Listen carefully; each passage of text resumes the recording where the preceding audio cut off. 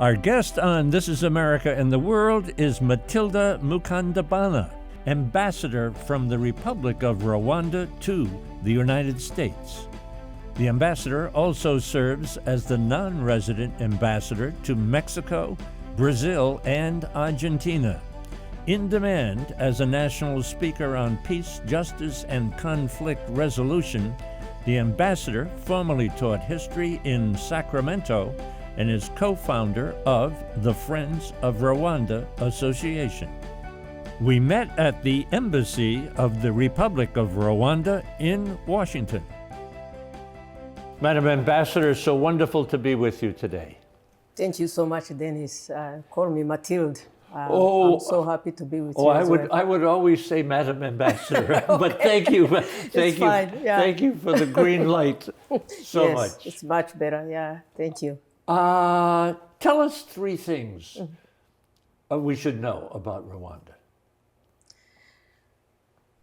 Three things. I have to say, Rwanda is the place to go. You know, we were talking about a place to go and visit. This is the country you should go to. It's a country that has improved in many different areas, but that is the most resilient country, nation ever. So that's and the people, and it's reflected in how the people live. So the people are just one of the people you meet, and then you see people who have grown from their hardship and have become the best people that can ever be. So go and visit Rwanda to meet the people, to see the most beautiful land on earth. So in the country, I can say I'm the most proud of ever, and I look from the history perspective. So there was a little thing I did in my research where it said Maps of the World. I guess that was the website. And it said one of the most beautiful places on the planet. Right. Is that right? It is. So paint a picture for us. What is the topography of the country like? You know, sometimes they say a country of 1,000 hills, and it's true. Oh, that's right, yeah. And you see the rolling hills, you see the greenery, you see the cows on those hills, you see the children laughing in the hills. When you talk, you hear the echoes in the mountains. It's just amazing. And then you stop anywhere in the country, and you see those big volcanoes that are really the national boundaries of Rwanda. And you really believe you are in a world of creation, you know, where God has put his eyes and said, this is the country I'm going to go to. And it appeals to many people, especially in mythology, when they say, we grew up understanding that God goes everywhere else, but he sleeps in Rwanda because of the beauty. That's the saying that every Rwandan knows, even a child. Is that right? Yeah, but now we've learned to say actually Rwanda spends the day in Rwanda and sleeps in Rwanda. Not to just go outside and then it comes to spend the night. So you talk about God staying in day and night in Rwanda. He's framing it, he's working on it, it's like he's building our country. So you can't just come and sleep if you haven't been in that country to see what is happening. That's why we are saying that. If we put it's in the heart of Africa, isn't it really? Right, yes. And we put a map on the screen and visualize for us. We'll put that map up on the screen. Tell us a little bit about the countries in the neighborhood and what your policy is working together with them. So Rwanda is in we call ourselves in East Africa, but it's Central East Africa. We are in the central piece of Africa, really the heart of Africa when you talk about it. And in the north, we have Uganda. In the south, we have Burundi. On the west, you have Congo, the Democratic Republic of Congo, because there are two Congos. And then on the east, we have Tanzania. And as far as relationships are concerned, of course, like neighbors, sometimes you have some issues, but in general, we have a very good relationship with all our neighbors. We have some ongoing problems right now with the Democratic Republic of Congo. But in essence, actually, when you think in terms of our neighborhoods, we've constituted a very strong union. We are part of what we call East African Community that is made of all those countries that I mentioned, plus South Sudan, but also Republic of Congo, also Democratic of Congo has been accepted in the East African Union as well recently. But also we are a part of the Central African countries. So we are a part of all those different parts. Understanding also how strategic we are placed in many different ways. We are a part of what we call Francophonie. We speak French with many countries in West Africa, but also we speak English with the eastern part of Africa. That's why and Rwanda has been spearheading both institutions. As a matter of fact, now we are hosting the Commonwealth. We are the country hosting it, and also the former Foreign Affairs Minister of Rwanda is now the head of the Francophonie, the global Francophonie. So you can understand really the advantages and the opportunities that it can present when we are a part of that, perspective. But that's where we are. We build strong relationships. Right now, if we talk about East African community, I don't carry my Rwandan passport. It's East African passport. Oh. Right. So moving around very Moving quickly. around. So it's East African passport. Here we are able to grant that. When you go and take a trip, your visa can take you to any of those countries. Ambassador, tell me, what is the population of Rwanda? The population of Rwanda is a little bit over 13 million. 13 million? Yeah. And how about the people living in the city, the capital city? What is the name of the capital city? The capital city is Kigali. Kigali. Kigali? Kigali is K, but, Ki. Easy for you to say, huh? Yeah, it's hard for people to pronounce Kigali because they say Kigali, but it's Kigali. And are the people who are living in Rwanda more urban, or it sounds to me like more rural? They are more rural, and Kigali is the most populated city, of course, but we have secondary cities, major cities, like in eastern part of the Rwanda, northern part, in the south.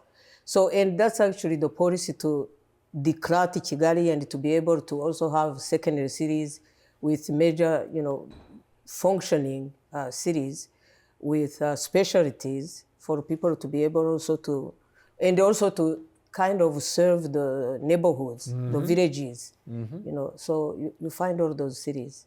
Let me take a little break. Tell the folks at home that we are talking with the ambassador who represents Rwanda here in Washington, D.C. And as we've said in the past, when we come into an embassy, we are actually in that country, which is a very nice thing. Take a little break. Back on the other side, This is America and the World. This is America and the World is made possible by the Japan-America Society of Washington, D.C., 21st Century Citizenship, the Frank Islam and Debbie Dreisman Foundation, the Republic of Uzbekistan, the Sultanate of Oman, the Kingdom of Morocco, the Forerunner Foundation, the Rotondaro Family Trust, and the Embassy Series, uniting people through musical diplomacy. Back talking with the ambassador. What pushes the economy in Rwanda? What drives the economy? So we have a number of sectors pushing the economy, the agriculture, for instance, and most of our major exports are in agriculture, like coffee, tea, and many other things. But also minerals. Rwanda produces minerals. It's one of the, and mining, but also we have put in place the tracing of those minerals because we are in a region that is very rich in minerals. And Rwanda has one of those open, transparency type of when you follow where the minerals are coming from, because sometimes we have issues in the minerals area. So minerals are a very big part of us, and it has a lot of potential for investment. Let me ask you about that. Yeah. Is Rwanda seeking investment? Well, yeah, absolutely. Yeah. We are looking for investment in all those parts, in manufacturing, in the industry, we are talking about the technology.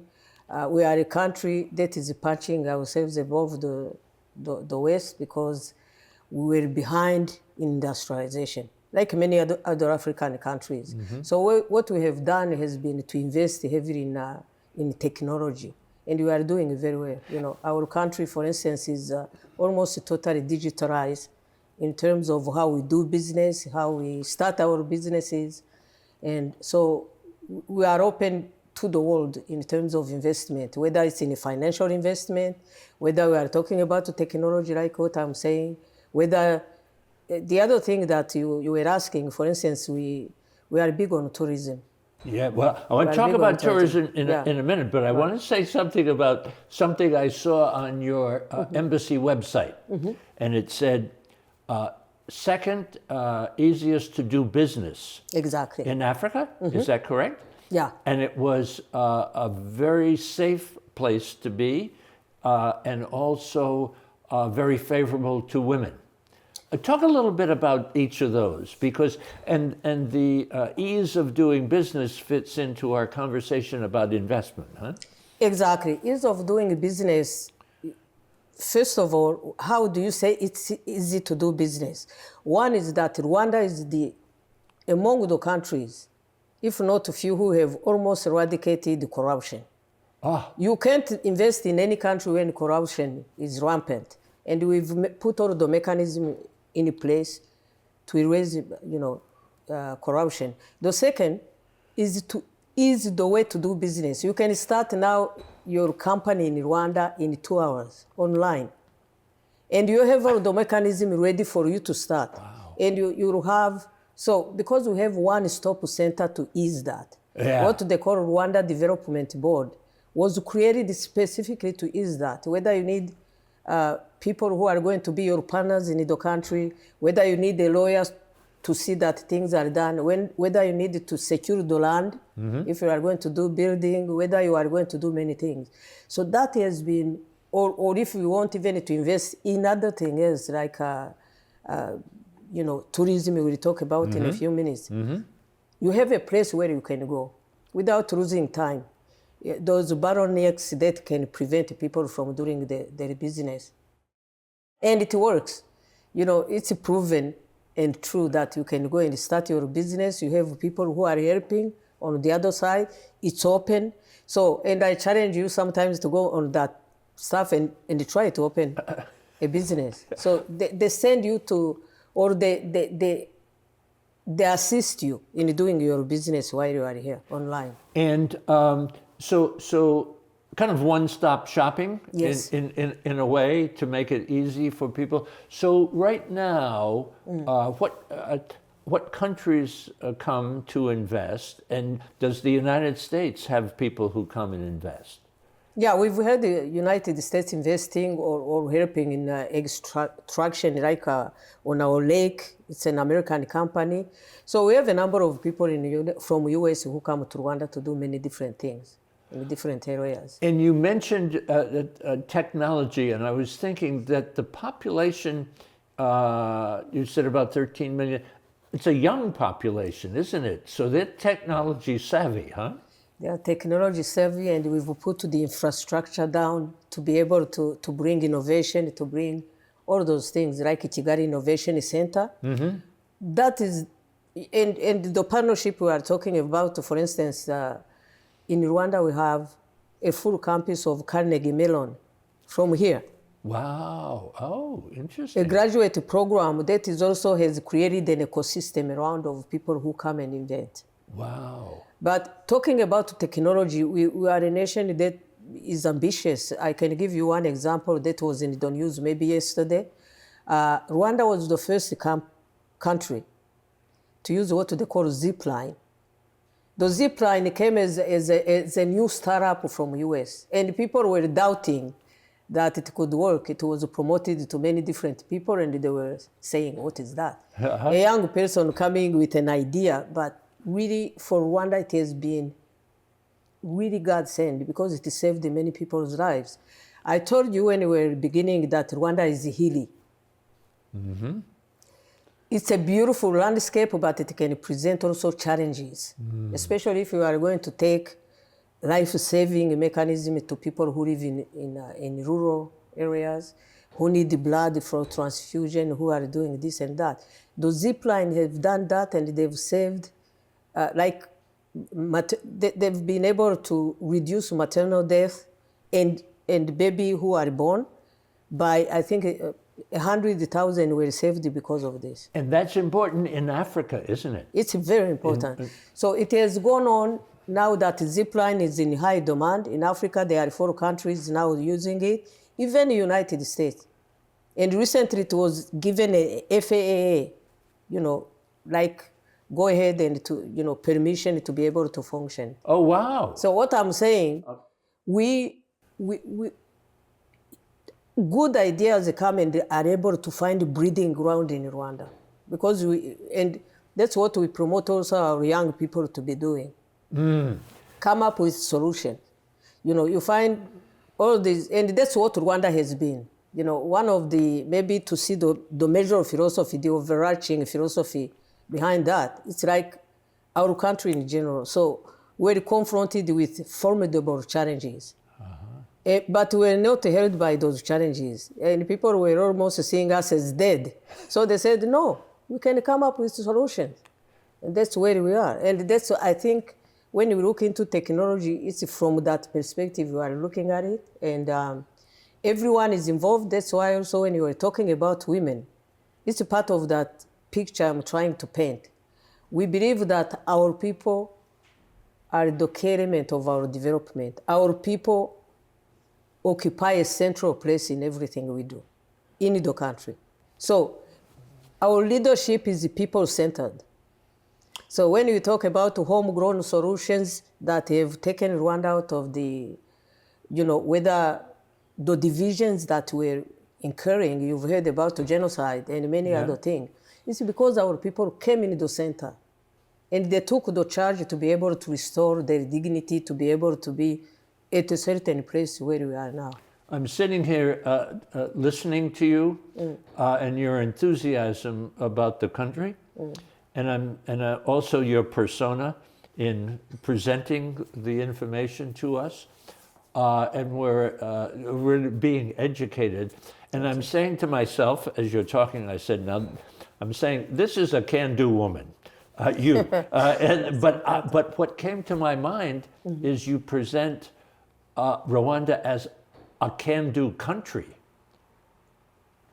Something that is really happening in a very exciting and very positive way, huh? And I think even that can-do attitude you see in me, it's because I have really the wind beneath my wings. There was a time I didn't have that can-do attitude, where sometimes you drop your arms and put it there and you are kind of in a catatonic state. Yeah. But then suddenly you find people who are coming from the most horrible or formidable challenges, and they are able to do this, and you find a leadership that is setting a vision, and you are able to.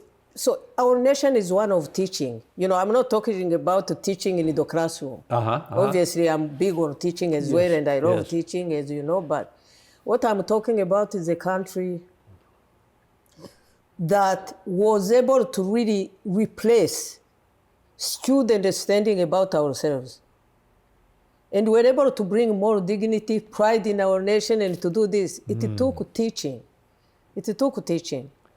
But it's not like this kind of way of one-way teaching. It's when people are really communicating in a number of ways. And I think we all benefited from it, whether you look at the young people who work with me, whether it's all the individuals you see at our embassy, or other people you meet in Rwanda when you go to Rwanda. You find that even in our young population. You were talking about the population, 70% are below 30. 70? Yeah. So we are a nation of young population. Yeah. But what is interesting to see is that they are at that point where they feel that, where we see that, you say in a cliche that the young population are our future. They feel that sense of responsibility, and you can see it, in them. Yeah. So we plan a trip in our minds. We fantasize a trip to Rwanda. You are the tour guide. Already? What will you have us see? What will you have us do? What will you have us experience in this country that we've already talked about, one of the most beautiful places on the planet? What would you have us do? First of all, you have to have at least 2 weeks. 2 weeks? Yes. 2 weeks. You have 2 weeks, because on one hand, we want you to see what is fundamental, what has turned our nation around, but also to be able to really get the essence of the people and to enjoy yourselves. That would be a good balance. On one hand, I would come to Kigali, you land. The next day, you enjoy the best food you can ever eat on any planet. It's a great food. And I'm not just saying it. Next time when you come here, we can show you the sample. But it's true that we have very good food. And then really started to see what is important here, what is the driving who we are, what has helped us to get to where we have been. And that's when you start really, I would go into the economic, the political, and the social. So I go in all those stuff. You start with our leadership and get their vision. Because the main reason I'm saying to see the vision they have, it's because you see the reflection of the vision in the people you meet. So without understanding and kind of really matching this, you can say, oh, this is someone just talking from this.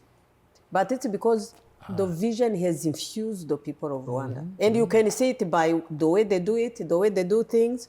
I was... the first time we land, you will see something that was said in the media. I'm not reporting anything new. You will find a country that is the cleanest in the world. Rwanda is clean. You can't find any litter. You can't find any plastic. And people might say, you can't reach this unless there's some kind of dictatorship pushing people to do so. No, it's the people of Rwanda doing it. Because in our culture, we grew up thinking that being clean also you have clean thoughts. And we borrowed from that understanding of who we were, and we're able to do it now for our socio-economic development. So this is a major homegrown solution when all Rwandans, whether you are the president of the republic, whether you are a farmer from the remotest village, they all stop what they were doing on a Saturday. They beautify their neighborhood. They build a school if it needs to be built. They do the bridge if the bridge needs to be filled. And all those stuff have become a part of our, it's a part of our psyche. I was going to ask you and put it out as to what's at the heart of the culture. Right. And I'm hearing very involved in the country, the people. Right. And very proud of the country. Exactly. We always believe, we are still a poor nation when you measure the per capita and anything. But the way we optimize in our own strength, in our own work, goes beyond whatever any kind of aid we can get from anybody. Because we say, why do we need to bring someone to clean the streets when we can do it ourselves? And we do it better because we know what we are saving. It's ownership. It's about owning our nation and carrying it and being proud of it. You can be poor, but you have your living room well clean, and you are proud to do that. So, as we're traveling around the country, you'll find the cleanliness, whether you go to any village, even the poorest of the poorest, you'll find them clean. Their houses will be clean, welcoming. You are going to find maybe one room street, but still it will be clean. Wow. But their schools, you don't find any, because, for instance, again, it's what we call, there are those things we call homegrown solutions of what, and it's institutionalized. What Rwandans have been able to do is just, outside of this world. I have to say also they have been institutionalized, that there are countries now coming to borrow from them. We have an institution called RCI, Rwanda Cooperative Initiative. Mm-hmm. It's all those homegrown solutions that have helped to turn Rwanda around, whether it's in the socioeconomic, whether it's in reconciliation, in all of those things. For information about This is America in the World, visit our YouTube channel, This is America TV, visit our website, thisisamerica.net, and follow us on Facebook and Twitter. This is America and the World is made possible by the Japan America Society of Washington, D.C., 21st Century Citizenship, the Frank Islam and Debbie Dreisman Foundation, the Republic of Uzbekistan, the Sultanate of Oman, the Kingdom of Morocco, the Forerunner Foundation, the Rotondaro Family Trust, and the Embassy Series, uniting people through musical diplomacy.